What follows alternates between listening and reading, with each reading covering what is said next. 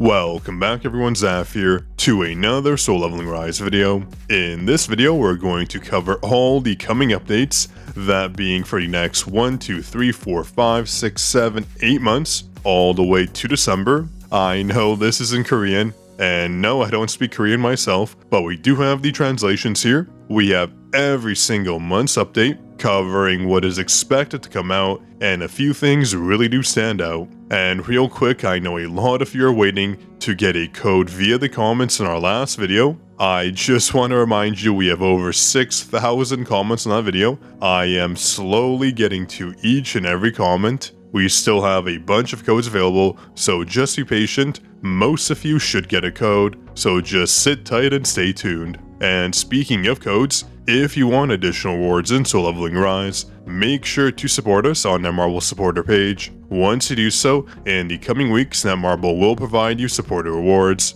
so make sure you are supporting the channel, that way you don't miss out on any amazing rewards. Now, jumping into the Soul Leveling Rise roadmap for every future update that's coming out. This is from Screen Rant. They basically translated every update, and starting from May, we can see it's very accurate. Just as a reminder, this isn't a leak, this is straight from Netmarble. I believe this was from a stream they did in the past. I did wait a little bit to cover this, it's been out for quite some time. That's just because I wanted to confirm how accurate the May update was. So we did get Cha, we did get new story modes, and they do expect to introduce this new content here, the Monster Waves. Now with the Demon Castle, I don't think we're getting this just yet, but I believe in the most recent notice, they did announce something that sounds similar to this, maybe the name did change, but overall we can see this is all very accurate. The time attack modes, I'm assuming this is the Battlefield of Time, so overall we can expect to see these updates coming in,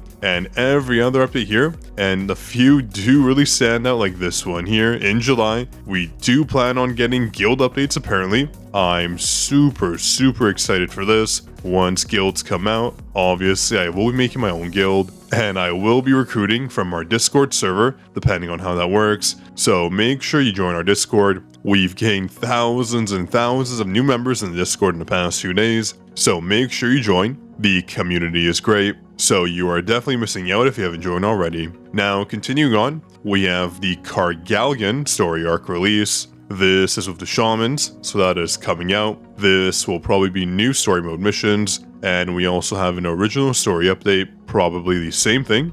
Maybe side missions, could be anything. It is a bit vague, but we'll just have to wait and see. But this is interesting, there's a new shadow coming out. So as you know, there is one shadow that's currently locked. It's likely we're going to finally be able to unlock them. And the new hunter is Alicia. There is also a new raid. The term raid is a bit mysterious. We haven't gotten any update notes for this yet, but obviously we can expect something good. And of course, for the time trials we're used to, Season 2 is coming out every month. But this is a new piece of update information.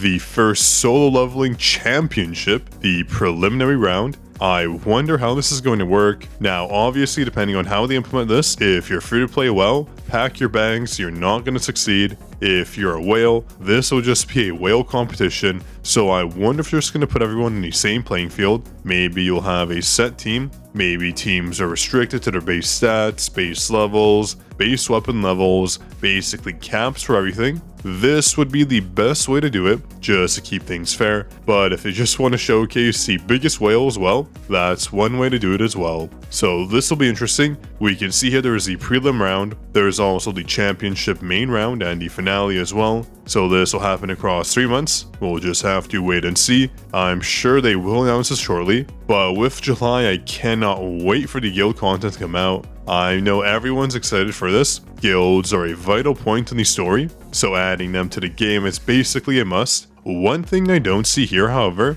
is any co-op modes. I don't think I see it, but this is interesting. In August, there's a roguelike mode, and any roguelike game is obviously fun, so this will be very interesting. And if you aren't familiar with what roguelike is, basically we're probably going to be limited to a one-time run. We will have one life, so if you die, that's it. And it's likely going to be random generated modes. so you don't know what to expect. Maybe as you're running and you defeat the enemies, you'll unlock new weapons to use, new armor, new artifacts, and you have to make the best sets possible to get as far as you can. That's basically what it is. So this will probably be very exciting. Hopefully isn't too time consuming. Roguelike modes do oftentimes take a very long completion time, but we'll just have to wait and see. There is also new shadows coming out again. Very nice. These always provide a nice boost, and with every single month, there is always going to be a new hunter and also a new weapon or shadow, so we can look forward to that. But one thing I am looking forward to is in December, though that is a long ways away, the maximum level increase. So right now, we are capped at level 80, but I'm assuming they are going to increase the cap. But what I want to know is if all the EXP we have accumulated so far, is that going to be translated into the new update, or does everyone just start fresh at level 80, and any XP they gain after the update, that's what counts towards your new level? Because if you think about it, if they increase the cap, everyone should be at level 80 around this point here. That means we have a few months of just accumulating EXP, so by the time this is released, we'll all hit the cap again. So I'm assuming once it is released, it'll just be a fresh system. Your EXP won't carry over, which is fine, but I do feel like this should be moved maybe somewhere here just to make more sense of it, since we're already at level 80, and that means we have 7 months of just being at the cap level until they do increase it. Obviously this update schedule is probably subject to change, so it's bound to happen, but looking here in August, this is probably one of the most important updates. We have the 100-day anniversary update and the 100-day festival. These events and gacha games always amount to a ton of rewards, so do look forward to that. So overall, we have a solid update schedule coming out. I actually love that Netmarble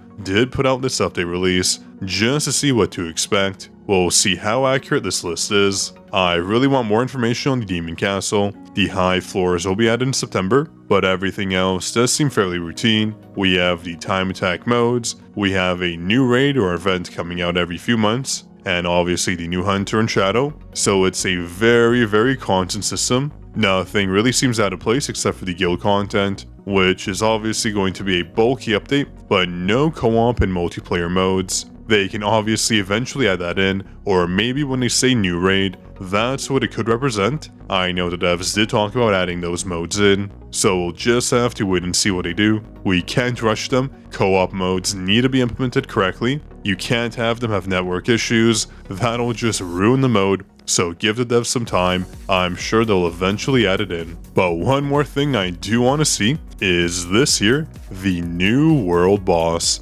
I'm assuming everyone can combat this boss here, maybe in your server or globally, and once we do enough damage, we'll all get rewards. This is obviously very fun. A lot of games do implement this, so that is exciting.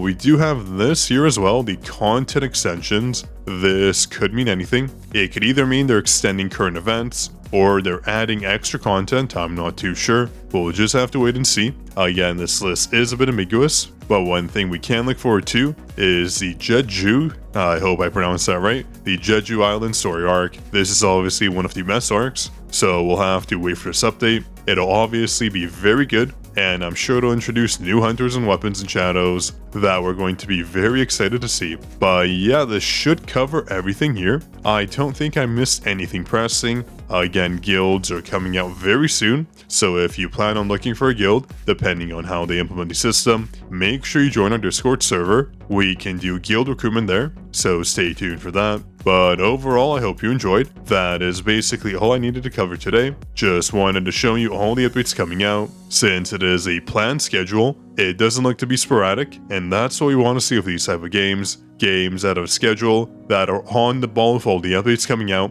means they actually care about the game. They're not just doing updates willy-nilly, they actually have a plan of attack, and that's what a successful game will always have. So I have high hopes for Soul Leveling Arise. The devs are doing great, so let's wait to see what they do in the future. That's all I had for you today. This is Zaf signing out.